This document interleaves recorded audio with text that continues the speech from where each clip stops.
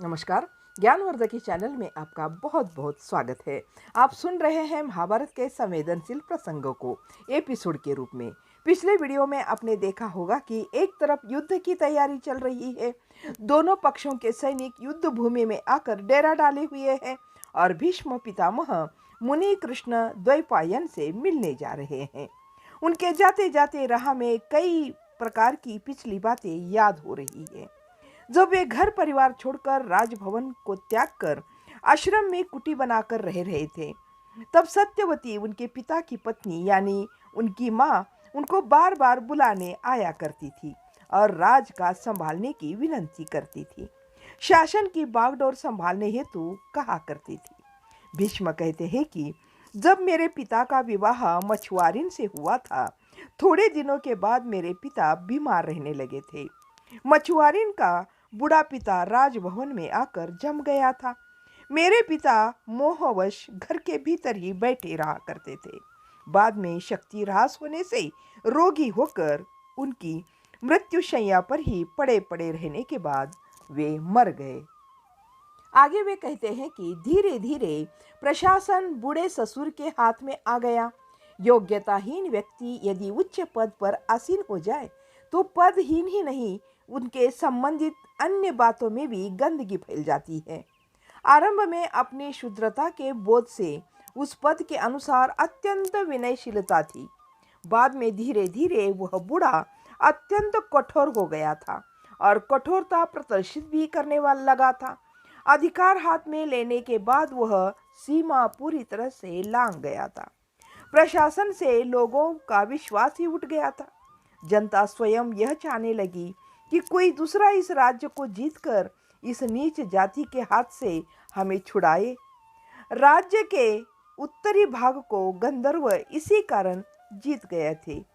दोहते चित्रांगद को राज्य शासन का प्रशिक्षण देने वाला नाना ही तो था। जब लड़का अभी गांभीर्य और अहंकार के अंतर को न जान पाया था और केवल 12 वर्ष का था, तब उसके नाना की मृत्यु हो गई थी। भीष्म कहते हैं कि मैं नदी पार रहता था, इसलिए किसी बातों की खबर मुझे नहीं लगती थी।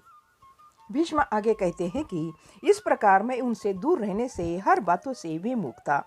लड़का उनका सिंहासन पर बैठ गया। काली के पेट का जन्मा पुत्र अब राजा बन गया। अब मछुआरे की आशा पूरी हुई, उसकी बेटी की भी आशा पूर्ण हो गई। इस राज्य की सेना में भर्ती होने के लिए कोई युवक आगे नहीं आ रहा था। पहले से ही वेद विद्या में पारंगत महाज्ञानियों का यह देश, परंतु राजाश्रय न प्राप्त होने से और आगे भी कभी ठीक नहीं होगा, यह सोचकर वे सब दूसरे राज्यों में विशेषकर पांचाल देश चले गए थे। राज्य कोष में व्यवस्थित रूप से कर नहीं पहुंच रहे थे। घोड़े पर बैठकर स्वयं राजा ही किसी के घर जाकर असंस्कृत रूप से गाली दे देता था और उस घर वाले 4 टोकरे धान्य दिया करते थे।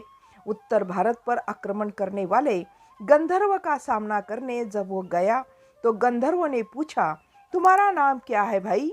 उसने कहा था, चित्रांगद महाराज। तब गंधर्वों ने कहा था, यह चित्रांगद महाराज का राज्य है ना? चित्रांगद ने कहा था, हाँ। फिर गंधर्व ने कहा, मेरा नाम चित्रांगद है। इसका अर्थ यह हुआ कि तुमने स्वीकार कर लिया कि यह मेरा है? आगे वह कहता है कि मैंने कहा मेरा नाम चित्रांगद है।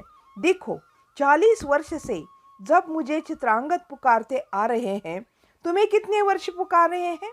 उसने कहा, 17 वर्ष से। भीष्म आगे बता रहे हैं कि उसके भाई चित्रांगद को गंधर्व ने फिर कहा था, तो फिर अधिक अनुभव किसका है? यह नाम पहले मेरा रखा गया था, उसे चुराकर तुम्हारे पिता ने वह तुम्हारा नाम रख दिया। अब पहले जाओ और अपनी माँ से दूसरा नाम रखवा कर आगे आओ, बाद में बात करेंगे। चित्रांगद को कोई उत्तर ही नहीं सूझा। जब सैनिक बगले झांकने लगे, यह देखकर आसपास खड़ी उसकी प्रजा भी हंसने लगी। बाद में गंधर्व ने तलवार से उसका सिर उतार दिया। तब केवल नाम भर के सैनिक लोग मारे डर के पेड़ों की ओट में भाग गए। जनता चकित रह गई। इस तरह भीष्म को पिछली पूरी बातें याद आ रही थी। अब भीष्म ने रथ के बाहर देखा तो जरा मैदान दिखने लगे थे। ठंडी हवा चलने लगी थी। भीष्म ने अपने ऊपर कंबल ओढ़कर फिर बैठना सोचा। रथ चलाने वाले सुकेश ने पूछा, दादाजी एक और कंबल उड़ा दूं क्या? भीष्म ने कहा, नहीं, इसका भार ही बहुत है, कहकर उसी को अच्छी तरह ओढ़कर तकिए के सहारे पांव फैलाकर वे लेट गए। वैसे रथ हिचकोले खा रहा था। रास्ता ठीक ठाक नहीं होने से वे सोच रहे थे, क्या ये रास्ते को ठीक नहीं किया गया? फिर वे उठकर बाहर देखकर कहने लगे, यह तो तपोभूमि है, यह तपस्वियों की जमीन है, क्या इस पर ध्यान नहीं दिया गया है क्या? ऐसे रास्ते पर लेटकर शरीर तुड़वाने के बदले बैठकर धक्के खा खा कर थकना अधिक अच्छा है। ऐसा सोचकर वे उठकर बैठ गए।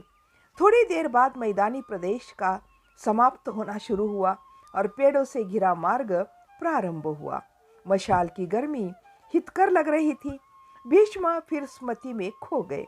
वे कहने लगे, मैंने राज्य को सुव्यवस्थित करने में कितना कष्ट उठाया था। वे पीछे जाकर समस्त अवधि का अवलोकन करने लगे। वे सोचने लगे कि जनता से कर वसूलना कोई कठिन कार्य नहीं। सत्यनिष्ठ और विवेकी लोगों को चुनकर उन्हें अधिकारी बनाकर प्रशिक्षण देना चाहिए। फिर वे सोचने लगे, 25 वर्ष तक युवराज रहने पर भी मुझे शासन की बारीकियां मालूम न थी। सबको नए ढांचे में डालना पड़ता है। वे आगे कहते हैं कि एकत्र कर वसूली का ऐसा उपयोग करना चाहिए कि जिससे सबका भला हो। सब राजाओं को यही भ्रम रहता है कि जनता उसे पसंद करती है, पर जनता का मन फिर और है। इसका पता चलता है जब कोई शक्तिशाली विरोधी सामने आकर खड़ा होता है। वे आगे बताते हैं कि देश त्याग कर चले जाने वाले विद्वानों को फिर से मुझे बुलाना पड़ा। भीष्म फिर सोचते हैं कि देश त्याग कर जाने वालों को बुलाने के लिए बचे खुचे संबंधियों शिष्यों को लगाना पड़ा था। इसके लिए शक्ति की आवश्यकता थी, उससे भी अधिक आवश्यकता थी सूझबूझ की। इसी बीच लड़के विचित्र वीर्य को शिक्षा भी देनी थी। उसे न केवल सुसंस्कृत बनाना था, बल्कि एक क्षत्रिय भी बनाना था। और उस विचित्र वीर्य को क्षत्रिय बनाना बहुत कठिन काम था। यही सब सोच रहे थे, तभी फिर रथ हिचकोले खाने लगा। ऐसा लगा मानो हड्डी पसली एक हो जाएगी। जब रास्ता ही ऐसा हो तो सारथी कितना भी चतुर क्यों न हो, क्या कर सकता है? यह सोचकर उन्होंने बाहर घने वृक्षों को देखना शुरू किया। इस तरह भीष्म अपनी पिछली बातें सब स्मरण कर रहे हैं। अब इस कहानी को करते हैं यहीं पर समाप्त। इस कहानी का अगला भाग अगले वीडियो में जरूर देखिएगा। तब तक के लिए जय हिंद, जय भारत।